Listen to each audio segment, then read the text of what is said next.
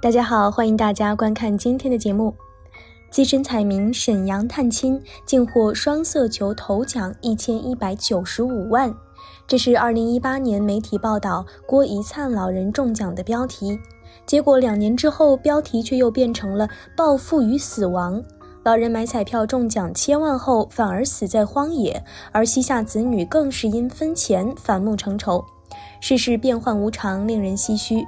千万财富最后竟成了夺命钩索，而老人的结局更是让人倍感凄凉。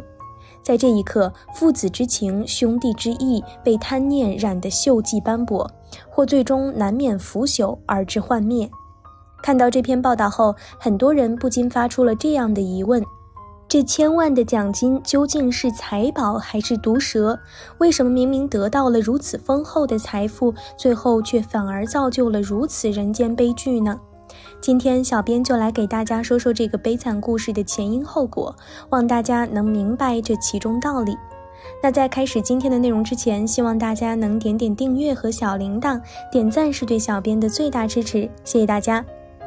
2018年11月15日上午，83岁的郭一灿郭老来到沈阳市于洪区怒江北街的974号福利彩票站，通过自选8+2的复式票进行投注，投注金额112元。当晚彩票开奖后，老人竟然中了1等奖、2等奖及若干固定奖，奖金共计1190万余元。在扣除了税款后，打到郭老账户的金额总计约957万元。相信老人的中奖经历符合很多人做梦都想经历的一幕。一个偶然的机会，买彩票中了巨奖，实现了财务自由，人生自此汪洋恣肆，前途光明。可是郭老先生中奖之后的一系列遭遇却告诉我们，这往往只是一厢情愿罢了。在中彩票后的第3年，郭一灿老人竟然以自我了断的形式结束了自己的生命。2020年7月7日的傍晚，警方接到目击者报警，江西赣州市南康区的公安民警在市郊的平塘村赣定高速公路旁紧挨铁丝网的一处山坡上，发现了躺在地上的郭一灿。此时的老人已无生命迹象，身旁的棕色挎包里还有他的身份证以及现金900多元。随后警方调取了当时的监控，郭老的家人通过监控视频看到，老人孤单一人从一个廉价酒店出发，乘坐公交车到赣州郊外一个荒地里躺了下去。附近村民也曾看到过他，不过当时都没当回事儿，以为只是一个流浪汉。2天后，老人被发现死亡。为什么老人会选择如此极端的方式结束自己的生命呢？其实与这笔从天而降的巨款不无关系，因为这笔巨款所带来的不是幸福，而是深深的困扰。在老人中奖后，便迎来了一个核心问题：这笔钱该如何分？在交了个人所得税后，郭一灿倒拿出几万的积蓄凑够了960万。他理想的分配方案是4个孩子加上自己和老伴儿，一共6个人，大家平均分配，每人160万。由于当时在买彩票的时候，郭一灿在沈阳和2儿子在一起，所以2儿子是第一个知道中奖消息的。于是他提出了一个方案，与其分成若干份，不如把这笔钱拿出来理财，这样大家都可以获益，然后每个月分红。老人听从了他的方法，然而当老人把钱交给2儿子后，就彻底失去了控制权，麻烦就此开始。就像家庭伦理剧一样，一家人开始围绕着这笔钱展开了种种猜忌和争吵。大儿子认为彩票中大奖是老爸一生最大的成功，所以他难以接受不能掌控成功的感觉，最终选择离家出走，摆脱烦恼，也摆脱整个世界。而在老人去世后，2儿子也没有把钱拿出来，他还从律师那里获得一个更科学的方案。买彩票中奖是老爸的婚后财产，按照法律他只有分配其中1半的权利，妈妈应该分得另一半，因为妈妈住在他家里。其实类似的故事并不少见，媒体曾追踪报道过那些彩票大奖得主之后的生活状况，结果他们发现那些彩票大奖得主往往很难幸福，因为一旦消息走漏，获奖者周围就会出现各种势力，导致一系列关系的失衡。获奖者及周围人都在突如其来的巨额财富面前动了心，红了眼。敏感、猜忌、贪婪、争夺，欲壑难填，数字可以平均，但贪欲只会不断膨胀。郭老先生的结局也说明了这一点。不管什么样的分配方案，最终都很难让所有人满意。在父亲死后，大儿子将老人生前放在老家的一些彩票报刊留存下来。他说，中奖1000多万元是父亲一生的骄傲，却因此经历大喜大悲，还失去了最宝贵的生命。他现在觉得父亲中的大奖反而成了一个祸害。其实佛陀在佛经里也曾告诉过世人，财宝虽然动人心，但它也是一条致命的毒蛇，会让你深受其害。大庄言论里曾记载了这样一个故事，有一次佛和阿难在旷野中行走时，在田边发现地下埋有宝藏。佛对阿难说，是大毒蛇啊。阿难则对佛说，是恶毒蛇啊。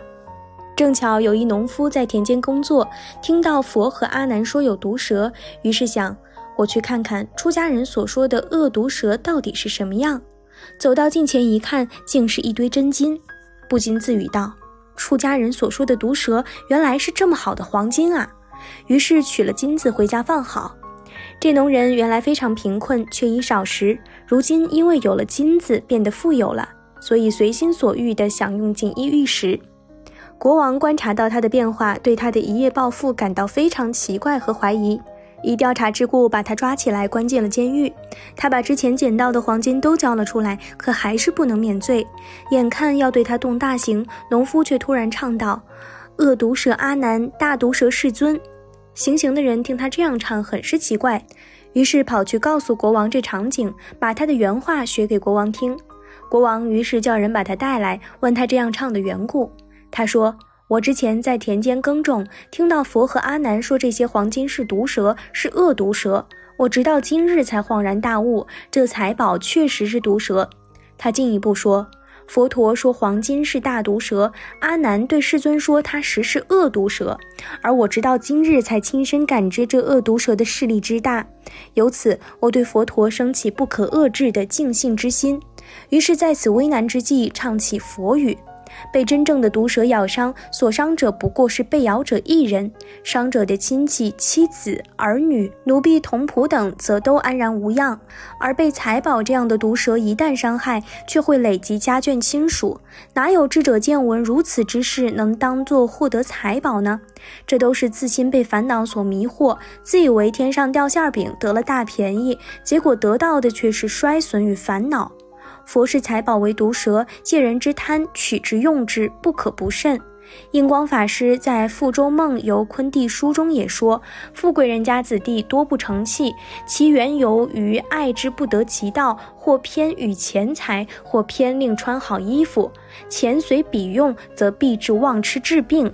若为彼存以生息，于不得者，于父母生贤心，于所偏得兄弟姐妹生忌心，皆非所以教孝教弟之道。若女有钱，出嫁必以钱自交，或轻其夫，或不动事，以钱助夫为不法事。欲儿女成贤人，当为培福，不当为积财，财为祸本。汝等看多少白手起家者，皆由无钱自情而来，而大富家多多不久，房产一空。故古人云，以子黄金满盈，不如教子一经。能读则读，不能读，或农或工或商，各有一业，为立身养家之本。女子若有钱，明道理，钱故为助道之本；不明道理，则害其女，并害其婿，并害其外孙孙女矣。此外，财宝和自身的福报也有着密切关系。如果无福报支撑，那么必有横祸在后。在《了凡四训》中，云谷禅师曾有一段精辟的论述：岂为科第哉？世间享千金之产者，定是千金人物；享百金之产者，定是百金人物；因饿死者，定是饿死人物。天不过因财而赌，几曾加千行意思。既如生子，有百世之德者，定有百世子孙保之；有10世之德者，定有10世子孙保之；有3世2世之德者，定有3世2世子孙保之。其斩焉无后者，德之薄也。以今生有多少财富实录，从命理八字来说必有定数，而从因果来说，今生的供养布施、行善救苦或可增加，造恶业则相应的削减。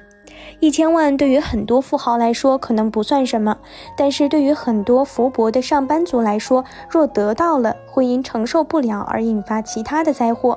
那么我们如何确定自己是否堪受此福呢？一要是敬财，2是对于1000万放在你面前是否波澜不惊，是否可以以平常心或者很平静的心态来面对。有的人提升到什么小职位就激动得不得了，狂喜过度，如此难堪大用，格局太小。或者有的事业顺风顺水，就容易骄慢激动，也容易栽跟头。